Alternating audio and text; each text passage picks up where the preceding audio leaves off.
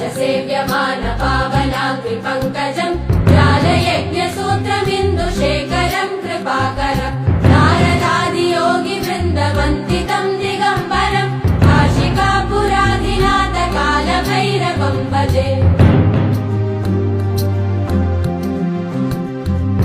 भानुकोटिभास्वरम् भवाब्धितारकम् परम् नीलकण्ठवीक्षितार्थदायकम् त्रिलोचनम् कालकालमम्बुजाक्षमक्षशूलमक्षरम् काशिकापुराधिनाथ कालभैरवम् भजे